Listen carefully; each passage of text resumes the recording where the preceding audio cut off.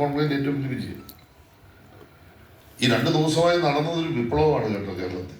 ചരിത്രത്തിൽ ഇങ്ങനെ നടക്കത്തില്ല, നടക്കാൻ പോകുന്നുമില്ല, നടക്കത്തുമില്ല, ഉറപ്പിച്ചാൽ മതി. കാരണം അത്ര ഈ മേഖലയെക്കുറിച്ച് പരിജ്ഞാനമുള്ളവർ ഈ വേദികളിലെല്ലാം വന്നു.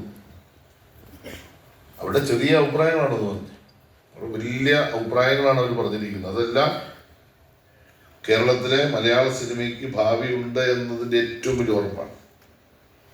നമ്മൾ ഈ ചർച്ച ആരംഭിക്കുമ്പോൾ ചില അഭിപ്രായപ്പെടേണ്ടി വന്നല്ലോ. വെന്റിലേറ്ററിൽ കിടക്കുന്ന ഒരു രംഗം, അതിന് ശ്വാസം കൊടുത്ത് അതിനെ ശരിപ്പെടുത്തി നല്ല ആരോഗ്യമുള്ളവനാക്കി മാറ്റുക, ഈ ഒരു ജോലിയാണ് നമ്മൾ ചെയ്യുന്നത്. ഒട്ടേറെ തിയേറ്ററുകൾ കേരളത്തിൽ അടഞ്ഞുപോയി. ആധുനികമായ സാങ്കേതിക വിദ്യ പല ഘട്ടങ്ങളിൽ വരേണ്ട സന്ദർഭങ്ങൾ കേരളത്തിൽ കടന്നു വന്നിട്ടില്ല. ഏറ്റവും ഭൂമിശാസ്ത്രപരമായ ഒരുപാട് പ്രത്യേകതയുള്ള ഒരു നാട്ടിൽ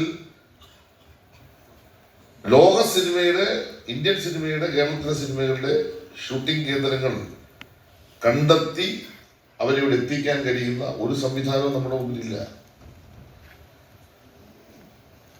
സിനിമാ മേഖലയെ നമുക്ക് ഉയർത്തിക്കൊണ്ടുവരാൻ കഴിയുന്ന ഒരു നയപരിപാടി നമ്മുടെ മുമ്പിലില്ല.